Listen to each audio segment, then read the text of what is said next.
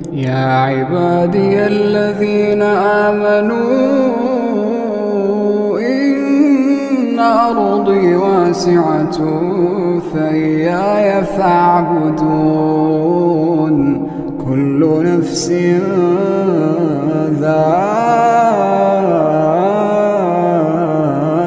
الموت كل نفس ذائقة الموت. حمد صرف اللہ تعالیٰ کے لیے ہے. ہم اللہ تعالیٰ ہی کی حمد و ثنا بیان کرتے ہیں اور اسی سے استعانت طلب کرتے ہیں اور اسی رب العالمین سے اپنے گناہوں کی بخشش مانگتے ہیں. جسے اللہ تعالیٰ ہدایت دے اسے کوئی گمراہ نہیں کر سکتا اور جسے اللہ گمراہ کر دے اسے کوئی راہ راست پر لا نہیں سکتا.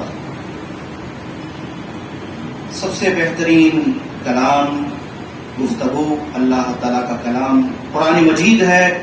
سب سے بہترین طریقہ محمد مصطفیٰ صلی اللہ تعالی علیہ وسلم کا طریقہ ہے. اور اعمال میں سب سے بدترین اعمال وہ ہیں جو دین و شریعت میں ثواب کی نیت سے کر لیے گئے ہیں. اور ہر وہ کام جو دین میں ثواب کی نیت سے ایجاد کیا گیا ہے، شروع کیا گیا ہے، بدعت ہے. اور ہر بدعت گمراہی ہے اور ہر گمراہی جہنم میں لے جانے والی ہے. محترم اسلامی بھائیوں، اللہ تعالیٰ کا بے پناہ شکر و احسان ہے جس نے ہمیں پھر ایک مرتبہ سید الشہور رمضان مبارک کی رحمتوں برکتوں سعادتوں سے مستفید ہونے اور اپنے دامن کو نیکیوں سے بھرنے کی توفیق عطا فرمانے موقع دیا ہے. الہ العالمین سے دعا ہے کہ رب العالمین ہم سب کو صحیح معنی میں سچے مومن بنا دے اور اس کی مکمل تابعداری کرتے ہوئے دنیا سے رخصت ہونے والا ایک سچا خیر خواہ مومن بنائے. محترم اسلامی بھائیوں، ماہ رمضان مبارک جس کا پہلا جمعہ ہے آج، انشاءاللہ رمضان مبارک سے متعلق ماہ سیام اور قرآن مجید اور روزے سے متعلق فضائل و احکام آپ کے سامنے انشاءاللہ پیش کیے جائیں گے. قبل اس کے کہ میں اپنے موضوع پر تفصیلی گفتگو کروں، کیونکہ جمعے کا وقت بہت اختصار کا ہوتا ہے، اس لیے بہت ساری باتیں بالکل اختصار کے ساتھ کہنا ضروری بھی ہے کیونکہ طویل خطبہ سنت کے بھی خلاف ہوتا ہے. محترم حاضرین، اللہ تعالیٰ نے اپنے کلام پاک سورۃ البقرہ آیت 183 میں فرمایا، اعوذ باللہ من الشیطان الرجیم، یا ایھا الذین آمنوا کتب علیکم الصیام کما کتب علی الذین من قبلکم لعلکم تتقون. اس آیت مبارکہ میں اللہ تعالیٰ نے روزے کی فرضیت، اس کا حکم اور اس کی غرض و غایت بیان فرمائی. روزہ جس کو عربی زبان میں صوم کہا جاتا ہے، اسلام کے 5 ارکان ہیں جس میں سے روزہ ایک اہم رکن بلکہ عبادات میں ایک طویل عبادت ہے. نماز 10-15 منٹ میں ادا ہوتی ہے. زکوٰۃ آدمی دیتا ہے دوسرے ہاتھ کو پتہ ہی نہیں چلتا. اور اسی طرح صدقہ خیرات ہیں، حج ہے، عمرہ ہے. یہ جتنی عبادات کو دیکھ لیجئے اس کا ایک لمٹ مقرر ہے، ایک ٹائم مقرر ہے، مختصر اور محدود وقت ہوتا ہے. لیکن روزہ ایک ایسی عبادت ہے جو طلوع فجر سے لے کر غروب آفتاب تک ایک لانگ پیریڈ ہوتا ہے، عموماً 14-15 گھنٹے 16 گھنٹے کا. تو گویا 15-16 گھنٹے ہم عبادت میں مصروف ہیں. 15 گھنٹے کی 14 گھنٹے کی عبادت میں ہم لگے ہوئے ہیں. تو تصور کیجئے کہ جب ہم عبادت کرتے ہیں، مثال کے طور پر ہم نماز پڑھتے ہیں، تو ہمارا دل و دماغ کیا ہوتا ہے، کیا کام کرتا ہے؟ ہم بالکل یکسو ہو جاتے ہیں اللہ تعالیٰ کی طرف. ہمارا دل و دماغ پورا متوجہ ہو جاتا ہے اس کی طرف، اور ہم یہ یقین رکھتے ہیں کہ ہم عبادت کر رہے ہیں، حالت نماز میں ہیں. کیونکہ وہ مختصر وقت ہوتا ہے 10-15 منٹ کا، اس لیے دھیان جو ہے ایک جگہ رہتا ہے، منقسم نہیں ہوتا، بڑھتا نہیں ہے، بھٹکتے نہیں ہیں. لیکن ایک طویل عبادت جب ہم کرتے ہیں، روزہ، اس سے دھیان بھٹکتا ہے، ذہن منتشر ہوتا ہے اور دل و دماغ میں مختلف قسم کے افکار اور نظریات اور خیالات پنپنے لگتے ہیں، جس کی وجہ سے آدمی روزہ جیسی طویل عبادت میں رہنے کے باوجود بھی روزے کی روح سے، روزے کے ثواب سے، روزے کی برکتوں سے محروم ہو جاتا ہے. کیوں؟ اس لیے کہ روزہ نام ہے اللہ تعالی کی تابعداری کا اور اللہ تعالی کے لیے خوشنودی طلب کرنے کا. اس لیے حدیث میں آتا ہے، اللہ کے نبی نے فرمایا کہ ہر نیکی کا اللہ تعالیٰ نے ایک معیار مقرر کر دیا، 10% سے لے کر 70% اور 700% تک. یہ نیکیوں کے ثواب کی لمٹ اللہ تعالیٰ نے مقرر کر دی.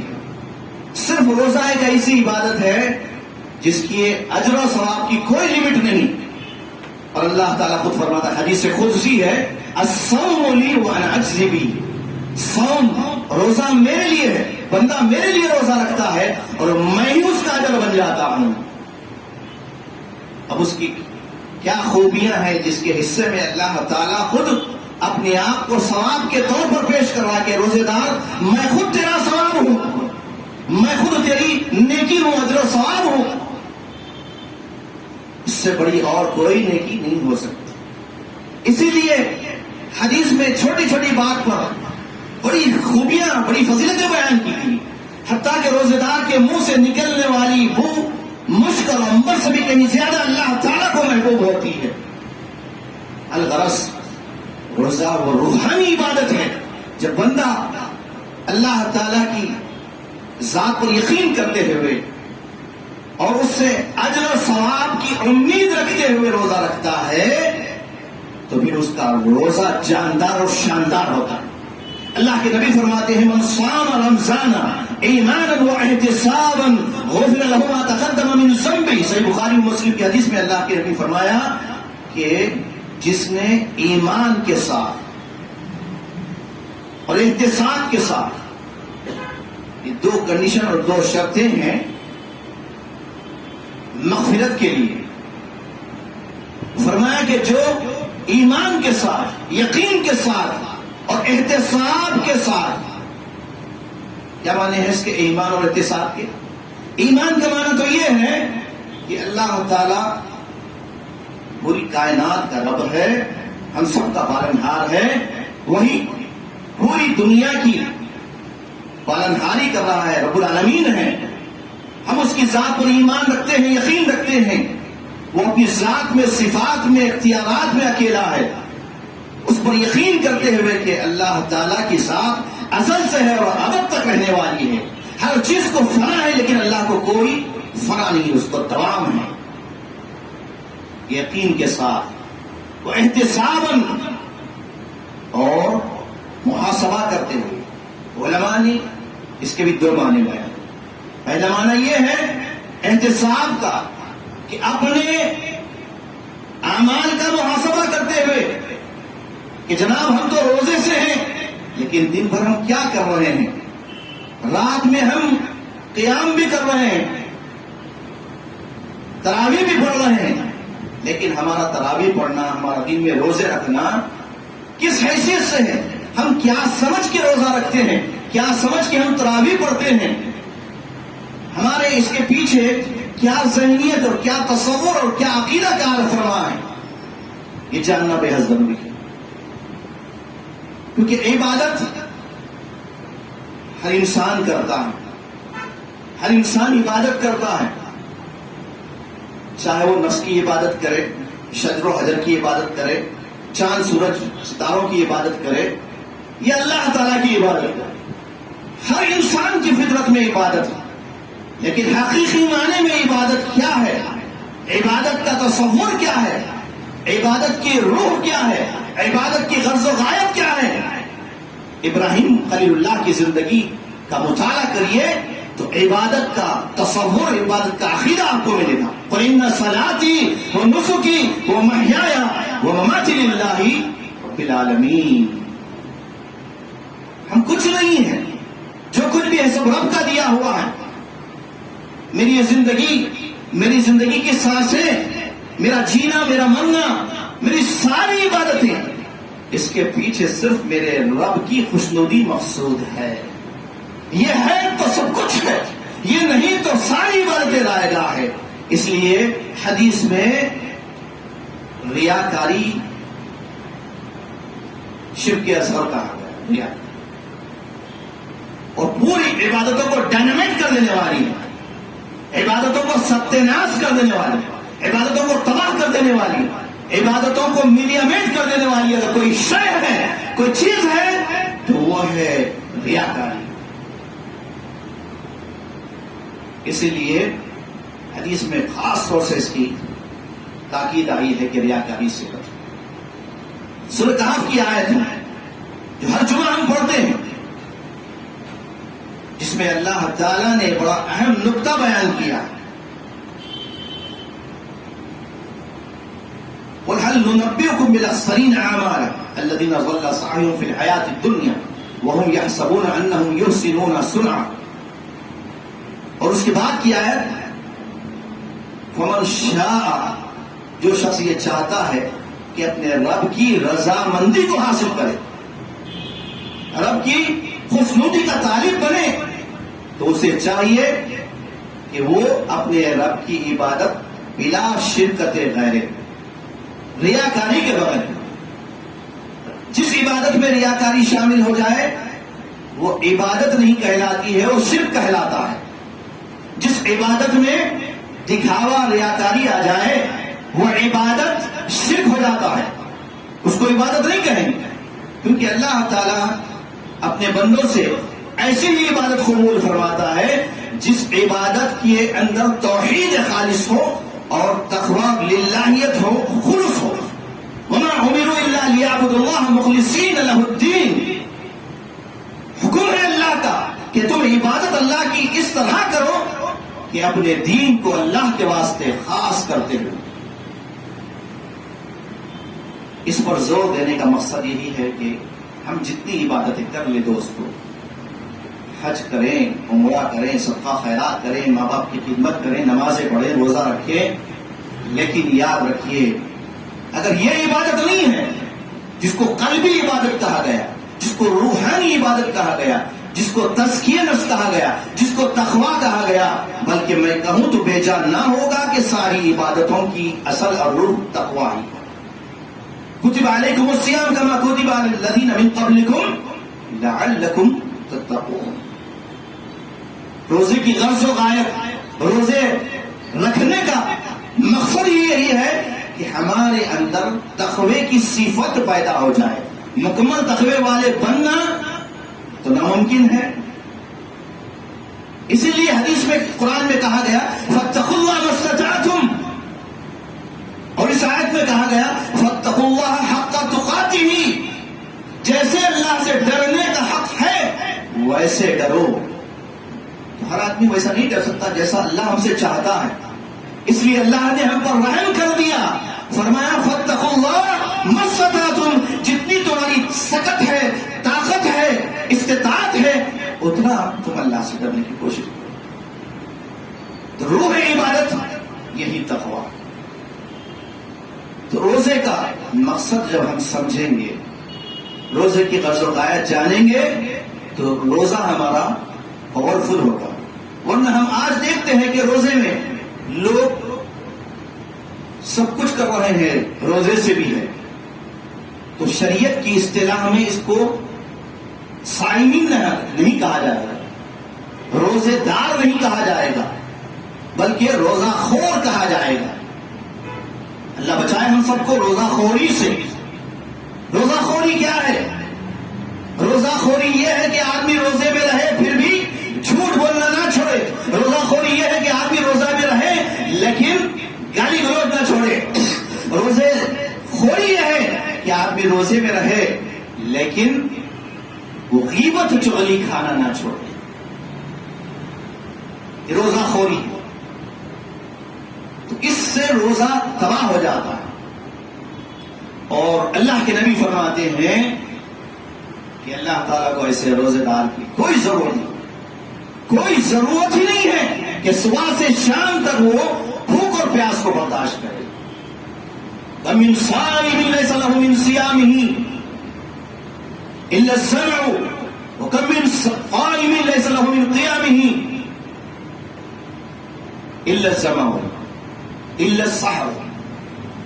فرمایا اللہ کے نبی نے کتنے ہی روزے دار ایسے ہیں جن کو سوائے بھوک اور پیاس کے کچھ بھی نہیں ملتا، یعنی ان کے اجر و ثواب میں کیا مل رہا ہے؟ صرف بھوک اور پیاس برداشت کر رہے ہیں.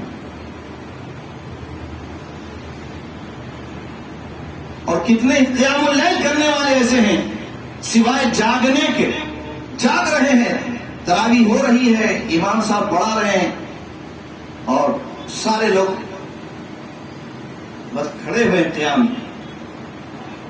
دل و دماغ ہے ہی نہیں کہ امام صاحب کیا پڑھا رہے ہیں، کون سی آیت پڑھا رہے ہیں، اس آیت کا مطلب کیا ہے، رب ہم سے کیا کہہ رہا ہے، یہ جاننے کی کوشش کرتے ہی نہیں ہے.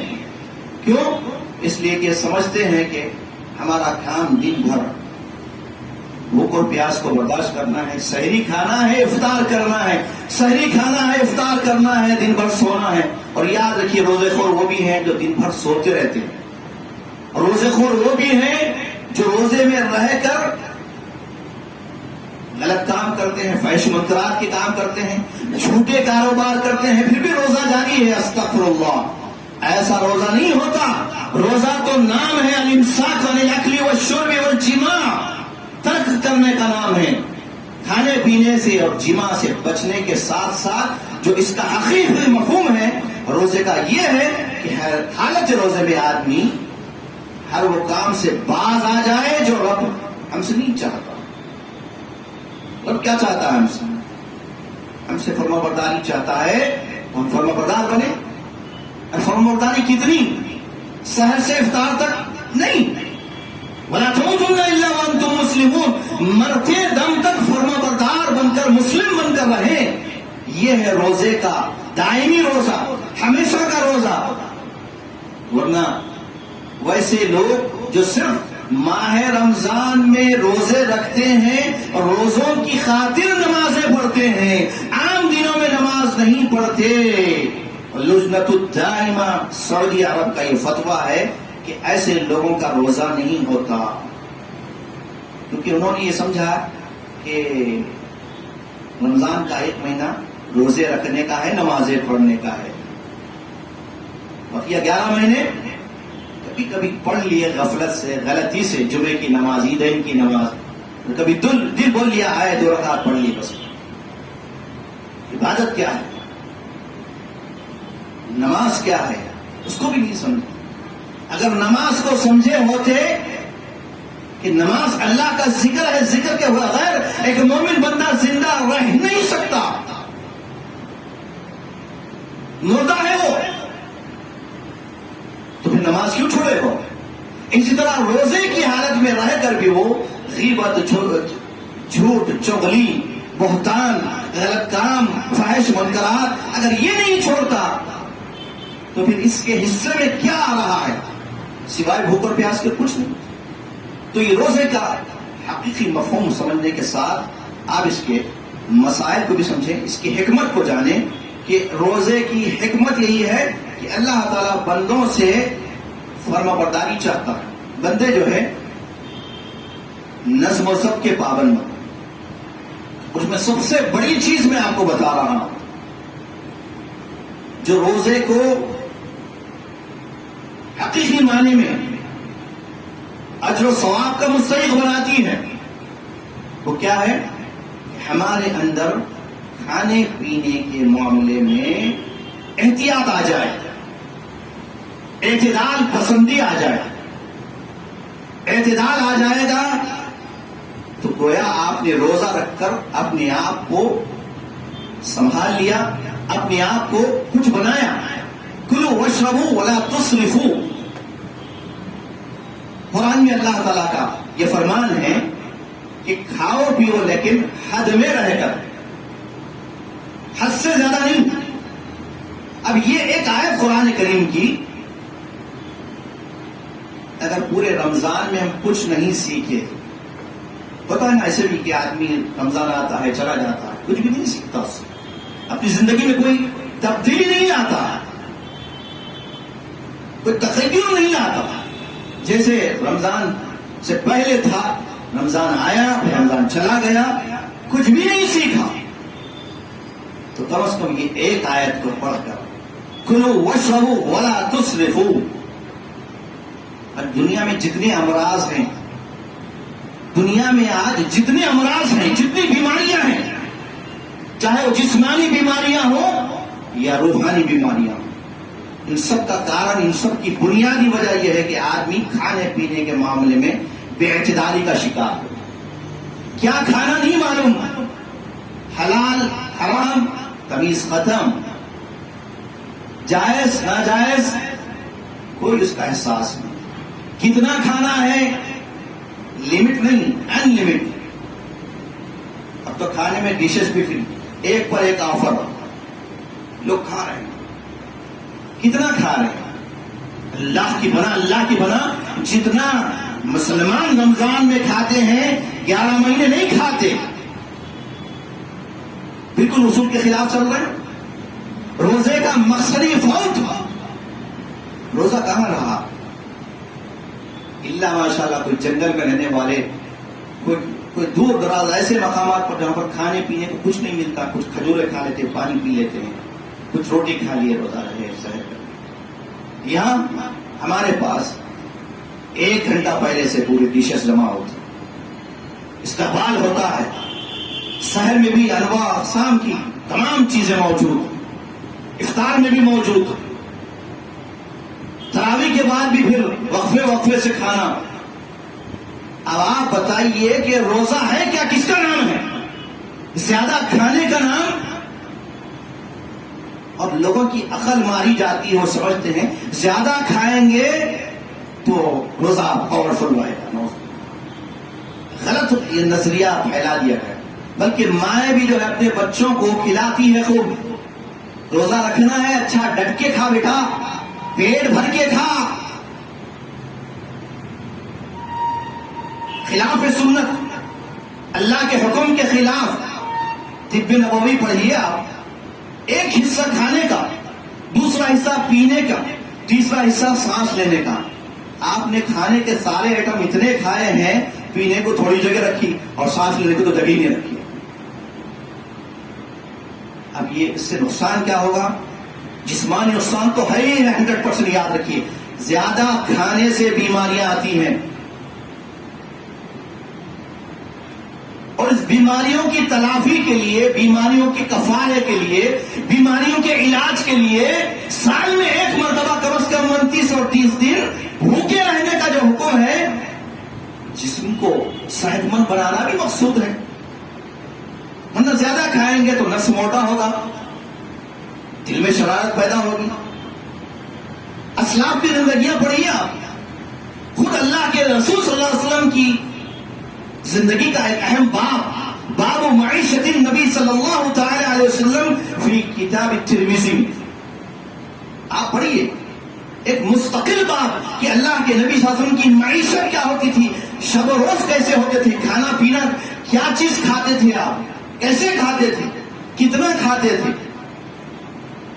اس کو جاننے کی کوشش نہیں کرتے لوگ۔ روزے کے چھوٹے چھوٹے مسائل معلوم کرتے ہیں، اس سے روزہ ٹوٹ جاتا، اس سے نہیں ٹوٹتا، ٹھیک ہے وہ بھی معلوم ہونا چاہیے، لیکن اصل روزہ کس سے جو ہے آپ کا باقی رہتا ہے، اس کو جاننے کی کوشش نہیں کرتے۔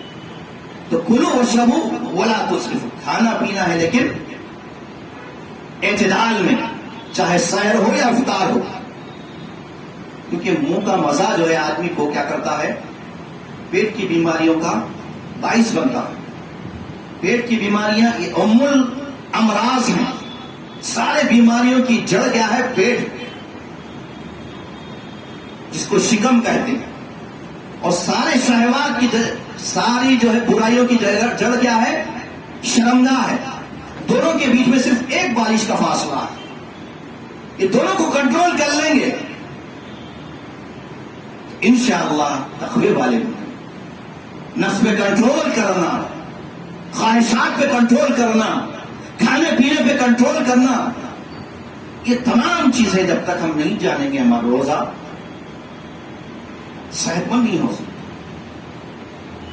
تو روزے کی حکمتوں کے ساتھ روزے کی غرض و غایت تقوی اور اخلاص اور اللہ کی نعمتوں پر شکر. جب آدمی بھوکا رہے گا تو دوسروں کی بھوک کا لحاظ کرے گا، خوب کھائے گا تو دوسروں کا، غریبوں کا احساس نہیں ہوگا.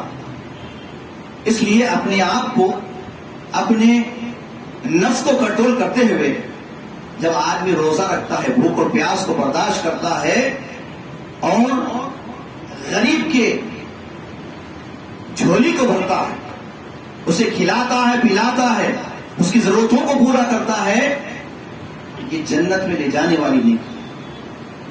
ہم کیا سمجھتے ہیں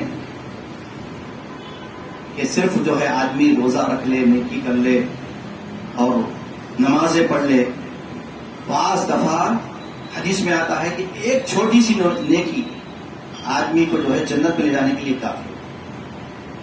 ایک پیاسے کتے کو پانی پلا کر ایک آدمی جنت کا مستحق بن گیا، پیاسے کتے کو پانی پلا. اور اسی طرح ایک عورت نے بھوکی بلی کو ایسے ہی بھوکا رکھا، اسے کھلایا پلایا نہیں، حالانکہ وہ روزے دار تھی، نمازی تھی، لیکن ایک چھوٹا گناہ اس نے کیا،